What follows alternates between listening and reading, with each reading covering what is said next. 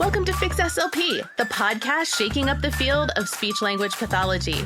We're calling out the barriers that hold clinicians back, fixing broken systems that limit our care, and giving the power of our profession back to the people who live it every day. This is where fearless clinicians come together. It's time to change the field with our voices, leadership, and advocacy leading the way. So let's fix SLP.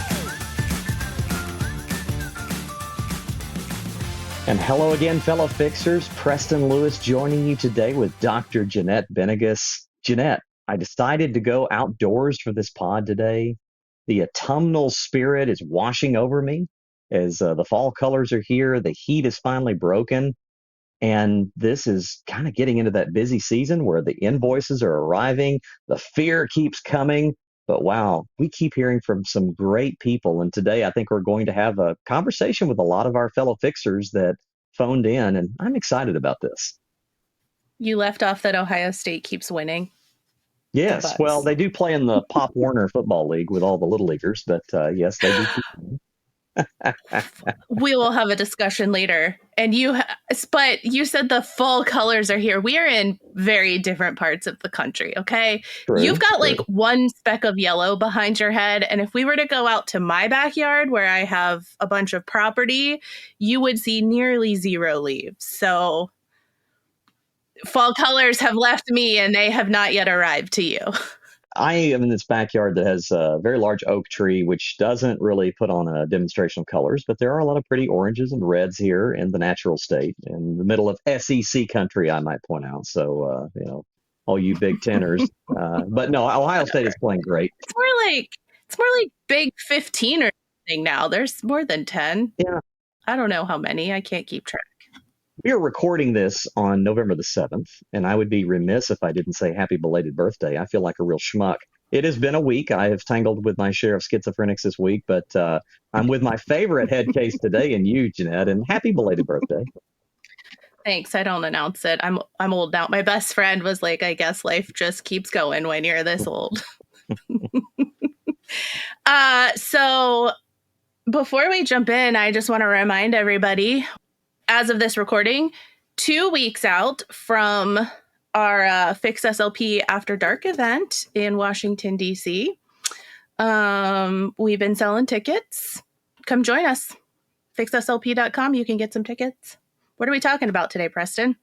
We've really just been crazy busy. We got a great response last week from the pod, from our two very wonderful guests. But we have kind of looked back in our Minivan Meltdown line and read some of those files recently and realize we have some really great content there in terms of folks that, are just trying to battle their way through the SLP world. And I think we need to hear from them. There are some wonderful calls there. We appreciate those. And we've talked about this several times, Jeanette, we're going to rework and maybe rebrand that line. I recognize that not everybody's driving a minivan. I don't want everyone to feel like that's a prerequisite for that. There are a lot of folks out there crying in their cars and driving minivans, though. But we would like to continue to hear from you. I think the format, Jeanette, as I went through it today, it's really wonderful. But having that listener mailbag section maybe either be a pod that we just drop from time to time, where we sort of clearinghouse these things, or continuing to make it a function of our regular pod is important, because that's really what this movement is about. It's about your participation. It's about your voice. And perhaps we even, as part of that rebranding, let folks know that if you want your name in there, maybe that's something we start adding. We have tried to keep that anonymous because we recognize the very big fear that is out there. We even had one call on that topic today. But for SLPs that want to be outspoken, perhaps we'll let you know that if you want your name in there and where you're from, we're happy to drop that as well. But for now, we'll continue to honor our anonymity for today. Yeah, I think that's really important. I had a very lovely conversation via DMs with a listener yesterday and sharing with me about a business. And I asked if she was willing to share the name of the business. And she said, as long as you don't tell anyone. And I assured her, I said, this format, this platform, this movement will never work if I violate people's trust. And we never share things with names or without names, even if they're redacted, we always ask. So I want people to just know that. I feel like at this point, I have become the keeper of SLP secrets. People share stuff with me that I don't even share with the team because they've asked me to not share with anyone. I've signed non-disclosures and I've not shared that information. So your words and your thoughts and opinions are safe with us. And if we think they're important enough to share, because maybe we've heard it a bunch of times or we know it's going to help other people, we will ask you before we share your stuff. So, Jeanette, I'm going to ask because I took today's pod outdoors. I'm not in the Fix SLP broadcast wing of Arkansas right now. I took it to the outdoor area, and I'm going to kind of feel our way into some of these sound files. I would like to listen to one of our most recent additions. This is from a SLP that is in her last clinical rotation, so maybe not full SLP wings yet, but on her way. And she talked about really what I think is just a heartfelt and sad situation of a clinical supervisor, which is really just, I think it's a full case of discrimination. So could we listen to that at this time?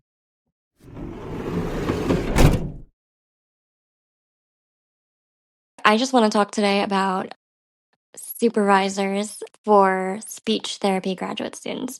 I'm a SLP graduate student in my final year, in my final clinical placement, and I've had a supervisor that's really hurt me personally. So I have a repaired bilateral cleft lip and palate, and it's part of why I'm going into the speech field. But she's told me multiple times that I can't be a good SLP because I have a difference and I can't model articulation properly.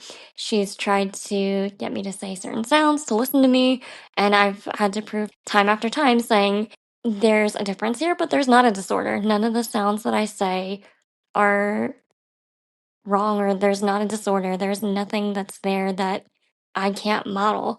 And I have that clinical knowledge of where the placements need to be for your articulators. So it's just been very disheartening to have that as my final experience. I knew it's something that I'd have to endure personally, but it's hard to actually see that and hear that in my final rotation, that I would have to tell this clinician, hey, you need to stop putting me down like that. Oh man, I instant tears right now. Yeah, that was hard. I actually listened to this after I had dropped off my daughter from school, and I had set up a series of these files to play in the car. And that one was really difficult because we have shared many stories on this pod of people who have gone through despicable graduate rotations in different locations where the sting of discrimination or just hatred and pettiness is there. And this is one that really hits close to home because if you can't find empathy, if you can't find understanding about speech for people who have overcome cleft palate and have had speech language pathology, have gone through that process, offer us such a unique glimpse into the struggle for many of our patients. And you're a clinical supervisor who is going to nitpick this person. Listen, we listen to this. This is someone who has great speech. Can you say that, well, there might be not perfect to the King's English standard? Well, you know what? Get bent, just step off.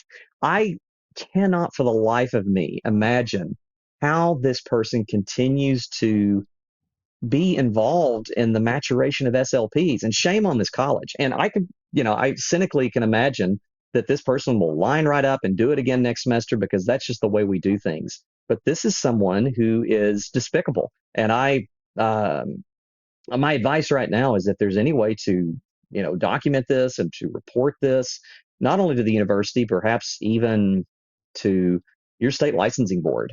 To me, maybe there's not something here that's black and white, a violation, but this person needs to be called to account. We could make this an entire episode. There are so many layers here that I've been wanting to unpack with you, with some conversations that I've had with other listeners and fixers. And this runs a lot deeper. There are so many layers of this onion to peel. And yes, maybe there is an ethics violation or something that should be reported to the state. But we talked on the last podcast about systemic issues and advocating for yourself. And I did mention, some of these issues we are responsible for, but this one I am going to place squarely atop Asha's shoulders. Because in the last couple weeks, we have had another account begin following us. And this woman is part of the deaf culture. She's deaf. And my eyes were made wide open to something that we've never talked about on this platform. And we are going to have to put in the content at some point. But just a quick overview. Asha has these standards. As a professor, we have these standards for accreditation and for purchase of the CCC that have to be followed. And we're the judge, the professors, the supervisors are the judge of if you're meeting these standards. But then there is also no room for difference. And like she said, she's not disordered. She just has a difference. And what came to light from this other account's post is, what about folks who are deaf and use sign language to communicate? Guess what? Those folks can't meet the standards. And Asha won't change them. So if you are deaf, you cannot become a speech language pathologist, because how are you going to show that you've met the standards for articulation? And I think this all rolls into this. There has to be another way for people with differences.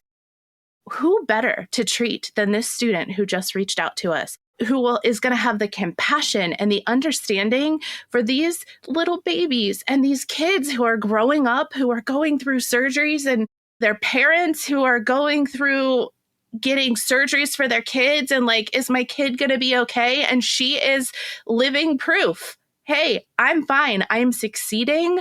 I am living a happy and fulfilling life. I'm entering this field to help other people. Same thing with folks who are deaf. Hey, I'm part of this amazing deaf culture. I am using not American English out of my mouth, but I'm using American Sign Language, which is a language in the United States of America. Who better to be providing those types of therapies? And even if there is a difference that is impacting their ability to treat, like someone who's deaf, or maybe her sounds aren't coming out, hers are fine, they sounded great, but maybe she doesn't have one that's exactly right.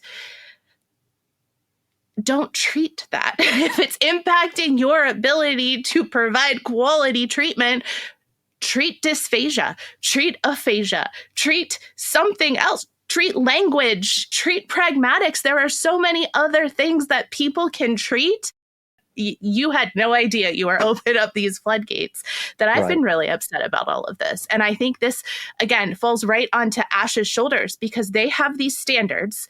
They say what needs to be met, and they have this really vague description, and then it's left up to the supervisor. And if this supervisor doesn't think she sounds great, then guess what? She's going to give her a 0 or a 1 and potentially F up her entire academic career, because the university is then going to look at those scores. And depending on the university, they might support her, they might support the supervisor, and no one is held to account. My sense is, based on past experience and this particular call, which is just, wow, where our hearts break here. They will, I didn't get the sense that failure is on the line, but she's just afraid of that. But it's a demeaning, belittling process. It is. It's one that seeks to devalue. And all I can say to add to this, along with what I've already said, which is I would approach it quietly from an ethics standpoint. I think that you're in an impossible situation to advocate directly for yourself at this moment. So I would encourage to get out of this groupthink mentality. My own experience goes back, we're now talking 16 years ago, 17, I could lose count. A graduate supervisor who just ran me through the meat grinder because I am not the best artic guy 100% with R and trying to distinguish everything. There are degrees of which I can just sort of sometimes let students kind of get into a bigger box there. And I was told, well, you'll just never really make a great school SLP, but that'll be fine if you go work sniff. Okay. Way to pigeonhole me at that age as a young SLP and tell me that I can't do something when in fact I now work with adolescents. Now, do I go in there directly with the flashcards every day and, kill R's for 14-year-olds who don't give a damn if they make an R? No, I don't. No, you steal the cards. You steal the cards. Yeah, I steal the cards. That was what, and for the listeners that are here, in my graduate experience, my supervisor accused me of stealing some articulation cards, and they turned up. Yeah, they turned up like the next day. And so this is to come full circle. This is that groupthink mentality that's out there with SLPs that just think that they are just churning these things out like a ditto machine back in the day. And that is that top-down mentality that we even talked about last week, where you think the school SLP has to be this person that is cloistered away in this little trollish closet with all these little articulation cards day in and day out, drill, drill, drill, report, report, report, bill, bill, bill, IEP, meeting after one, and you never get out of the tower. You're locked in there. And I imagine this supervisor is just a miserable person. And she's making her students miserable. She sounds like she's got a bright, compassionate, very eager to jump into this field person that's underneath her, and she is treating her like she's deformed. Have you no shame? Mm-hmm. Oh, so yes, thank you for that call. Thank you for your story. Thank you for letting us share this. But if, for those out there that are in these situations, we've got to push back, guys. Yeah. And before we go any further, I want to apologize. I don't indeed have a chicken sitting on my shoulder. I wondered about that. Yeah, I know. And they're just, they were back there in the coop earlier at the start of the broadcast. And I felt bad because they were caged up. And, in my mind, I hear that. Maya Angelou is from Arkansas, by the way. I hear that title, I Know Why the Caged Bird Sings. So I thought I would let the chickens roam free. And what do? They get right over my shoulder. So I look like this is an Arkansas pirate. We put a chicken on our shoulder. So here we go. Yeah. So we now have new credits and new stars to the Fix SLP team and the Chicken Coop gang. So sorry about that if they're distracting, but here we are. We live different lives. You made a great point earlier. You were talking about, the dreaded CCC came up. We heard from another fixer who called in, and this is someone who let their CCC lapse years ago, thinking that it was just membership, and then suddenly woke up to realize the sun continues to go up every year. She's continuing to work as an SLP for now well over a decade. We're past the 15-year mark. And so let's hear from her at this time.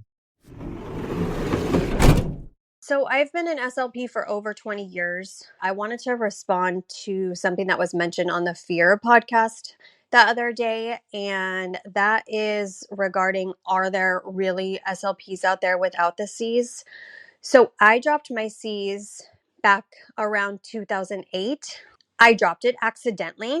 Like we've talked about so many times on this podcast, everything regarding licensure and membership and Cs, it's also confusing. And back then, I feel like it was honestly even more confusing. I thought I was dropping my membership. I thought that the Cs was a one-time thing because that's what it is. So I thought I had it once, it was mine forever. And so I was confused and thought I had dropped the membership. When I found out what had happened, of course, I still had my state licensure. So I knew I was safe. I didn't need my Cs for my job. I was embarrassed for sure. But then over the next couple years, I had two coworkers who were actually in the exact same boat. We're medical SLPs. None of us had our Cs. I was embarrassed. They didn't care. They were happy to not have to pay ASHA. And I think there's probably more out there than we realize. I would suggest, if other people are in the same boat, I get it. Some people need it for their employer. I never have. It's been listed on the job listings for me sometimes. I've asked about it, and every time I ask, they say, oh, that's old, or, oh, you don't really need it. So it's never been a problem for me. And that's been all the way since 2008. I'd love to know her state. I'm reminded of an old science fiction theme in a story. I think the title was "For the World is Hollow and I Have Touched the Sky." There was a culture of people that thought if they climbed up to a certain point of a mountain, that they really lived like in this snow globe and they couldn't go any further into the sky. That was it. And I'm thinking about our SLPs out there that are just under this sort of idea that this thing has to be, or you just suddenly cease to exist. And she stumbled into this. Sounds like a couple of colleagues either stumbled into it or decided, well, hey, that looks like fun. A good way to augment my Christmas gift budget for the year. Nevertheless, two of them sounded like they said, I've discovered an SLP hack. She felt that she had discovered this, but felt a sense of embarrassment about it. And that goes into our sort of pecking culture that we have. Should say that with chickens over my shoulder. But it's there. And what I would say right now is that for anybody who keeps getting these emails that are getting hectored right now by ASHA, telling them, well, you're going to have to go take your test. You don't have to take your test as long as your state license is current and going. Now, if you relocate to some states, should you? Perhaps. If you want the CCC back, do you have to take it after a certain period of time? Yes. Can you pass the test? Yes. But for all of these other rules that are in there, even sometimes on state-to-state portability, if you're moving, folks, a lot of these rules were written by people that were writing them for ASHA, but they've not really been road tested. So I would challenge anyone, go have a conversation with a license board. Have the resources that we have out there to provide. If you're moving from, let's say, I don't know, New York to Oregon, and you're worried about that and you want someone to advocate on your behalf to the Oregon licensing board or to, Nebraska or wherever you are, call us. We'll advocate for you. We'll give you resources to go in there and say, I have had my state license, and just because I didn't do pay to play doesn't mean I'm not still an SLP. We want to be your partner in that. But know that those rules out there, they may seem so tough, but a lot of them just need to be challenged. The door needs to be knocked on. And I think you'll find that that door opens more often than not. And it's just like the Wizard of Oz behind the curtain. Oh, it's not what it looks like, folks. I can promise you. Yeah. We just heard from someone who, I don't know if she let her C's go on purpose some time ago or if hers was a mistake. But with everything going on, she's considering leaving the country. And she asked about the MRA, the Mutual Recognition Agreement, which I have done a ton of research on the MRA because we keep getting so many questions about it. And, having your C's or not doesn't even guarantee, we've mentioned before, that you're going to get the license. The MRA is between membership associations. It gives you portability for membership from ASHA to someone else's membership association. And just like in the United States of America, having your membership and C's from ASHA does not guarantee that you are going to get a state license. Like in Illinois or Florida, they don't give two craps about your CCC. You have to have a current praxis. You have to provide the paperwork. You have to provide things. So just as we've mentioned in other countries as well, there's not necessarily portability. That's a conversation for another day. It doesn't matter. There's a lot of times it doesn't matter. Right. And in the case of our SLP, who was a fallen angel that we put back up in the sky, and Zane Rankin, a big thing in your arsenal is your letter saying that you had once attained the CCC. That's all that is. It's saying that, look, I did the things in order to become a speech language pathologist. Just because I didn't continue to tip them every year and nod my cap and, bow down to the ASHA gods and contribute to the party and the foie gras plate, that doesn't make you any less. And I will say for SLPs right now that are also contemplating a move perhaps to Canada, there is a need for healthcare there in a very profound way because they have had a big population boom. Due diligence is the main thing there, whether you're dealing with the provincial licensing boards in Ontario or British Columbia or Alberta, showing that, yes, you went to school, you did your clinical rotations, you did the things that are necessary. But just because you're carrying that C card, you think that that's somehow going to be your golden ticket? It's not. You have to show that you've done those things and that you are indeed a medical professional that is wanting to invest that time. It's a hurdle that's there. And having that conversation, making that phone call. It's amazing how many of us, even to this day, I think because of the texting culture, we're just afraid to sometimes call and reach out to people. it's not what you think it is. You imagine these barriers. You think you've got this ticket because you bought this thing that you think is worth something. It is not worth what you think it is, folks. You earned that sucker a long time ago. Right now, you're just paying to stay on that hamster wheel. Yep. Promise. Yep. Mm-hmm.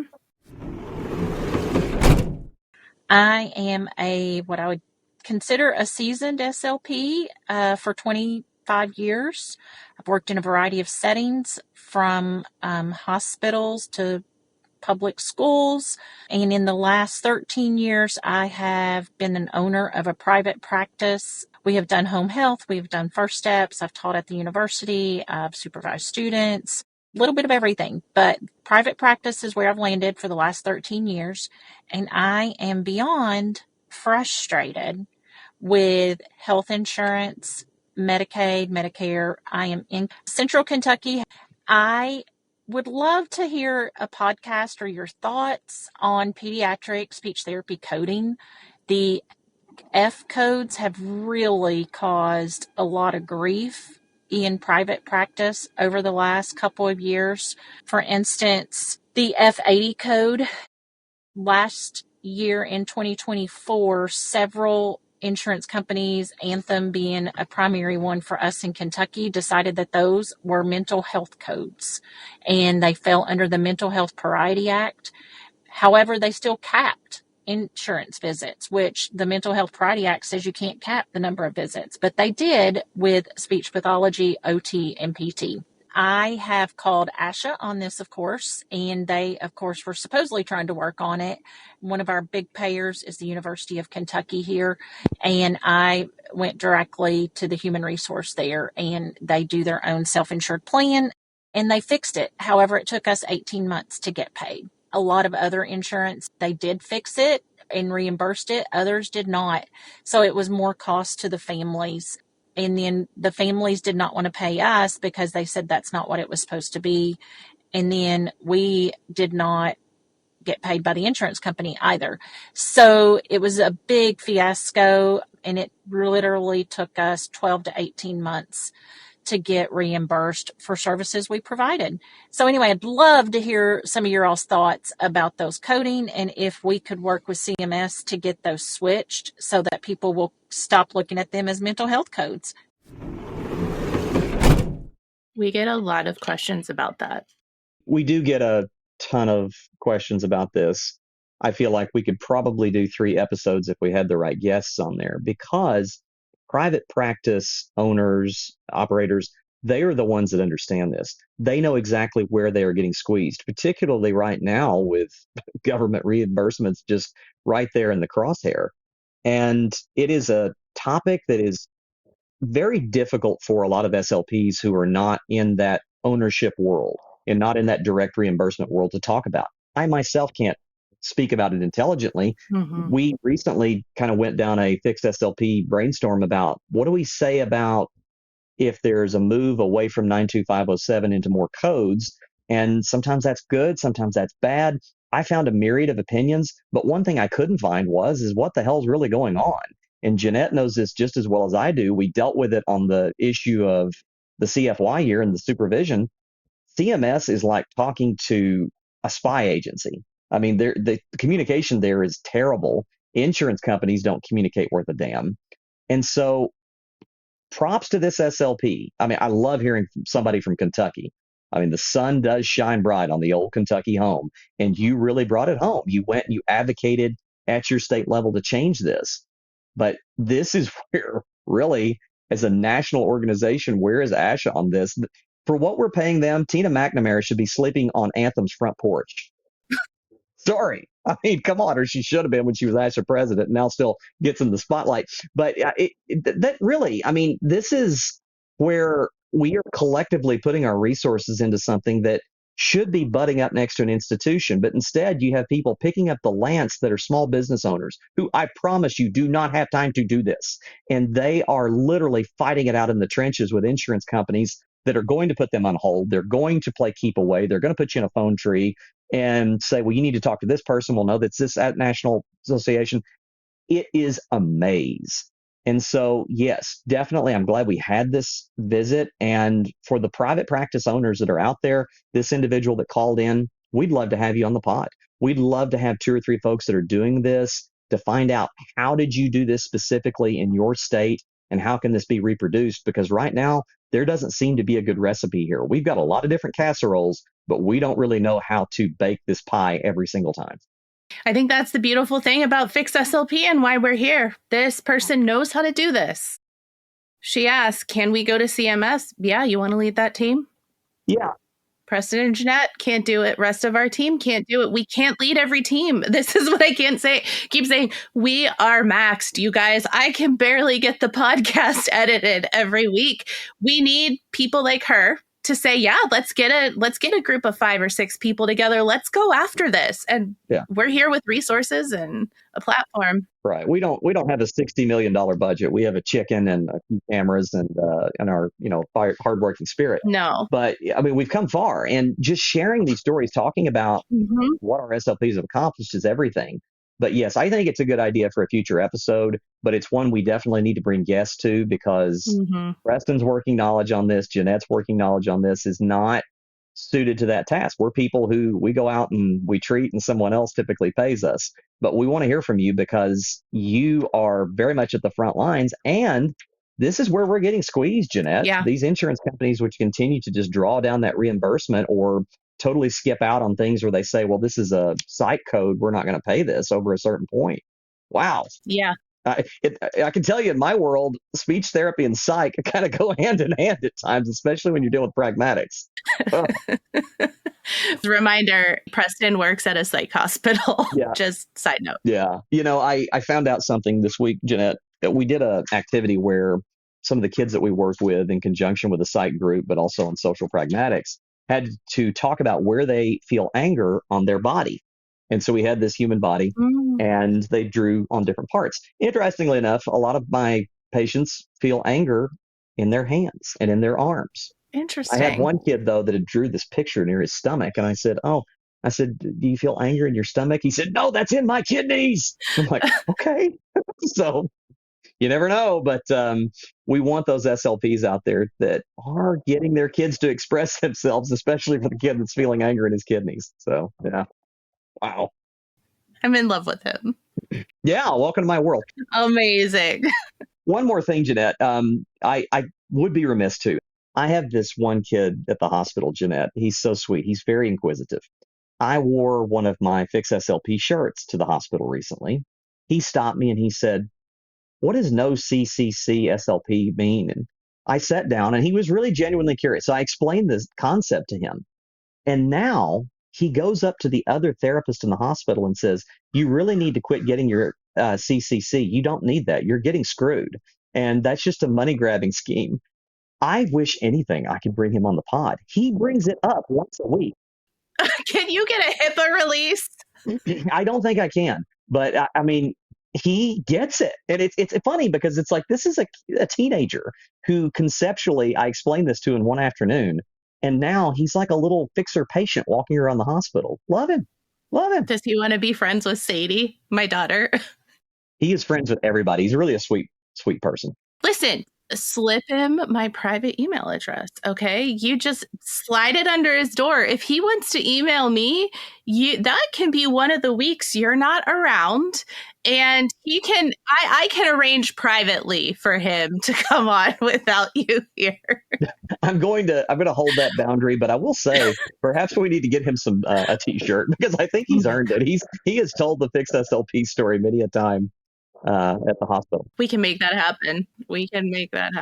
I know. What a sweet thing. But it shows that, folks, there are a lot of ways to communicate with our patients. And I think if we are squeezed into that box where we're just these speech correctionists and we're locked in these closets and we're just people that are billing to bill and we're expected to stay right there in this little bubble, we're denying our profession, our broader ability to teach people to communicate and to do it well, and to go out into the world and tell their story. Because whether you've had a cleft palate, whether you've got really terrible social pragmatic disorders, if you're somebody who's on the spectrum, that's what we're here to do. We're here to facilitate a story, but we as SLPs have to tell our own story too. Mm-hmm. Good place to stop. It is. And I will say for the other folks who have called and submitted, we have heard some of your stories. We'll continue to mix these in a bit more in some of our ongoing episodes, but we may just have to have a clearinghouse episode that's mailbag. And I think it's good because it's hard for Jeanette and I to come up with topics sometimes because while we feel the Fix SLP story needs repeating for new listeners, we also sometimes think, wow, we feel like we're saying the same thing over and over again. And so that's where we want to hear from you. Yeah. Yeah. Go on the website, find that link, make a recording, let us hear from you. And if you want us to tell who you are too, let us know in advance. And we'll be happy to give you a shout out. But right now we continue to want to protect people's anonymity. Yep. FixSLP.com. On the homepage, you can click the button. You don't need a phone. You just click it, you record, and it comes our way. Very easy. FixSLP.com also has our link to buy tickets to our Fix SLP After Dark event. We want to see you in the darkness. Come visit with us. Jeanette, it's been great to see you today. I feel like I had a lot to say today. I think between the coffee and the chickens and everything else, this was great. I need to record outdoors more often. Oh, I should do that. It feels like a lot of work to get all this equipment upstairs. Yeah, you're in a basement too. This is the Fix SLP bomb shelter basement. It is free and ASHA proof, and it's great for the secret files of Fix SLP. But we got to get you out on that porch. On my list of things, if I could get my life together, the playroom will be coming down here. And the playroom upstairs, which was once an office when we bought the house, will become a studio and office with windows for me to work in. So I've been at the dining room table since COVID, and it's time, but I have to find time to move stuff. So, okay. All right, everybody. I think we will be back next week. Come visit us after dark, fixslp.com. We'll see you next week. Thanks for fixing it. Thanks for listening to the Fix SLP podcast, the podcast shaking up the field of speech-language pathology. Don't forget to check out our social media or fixslp.com for our latest promo codes for continuing education, therapy materials, merch, and more. Supporting our sponsors also supports our Fix SLP team. Don't just listen, be a part of the change. Share this episode and our social media content, and let's keep fixing the field one bite at a time.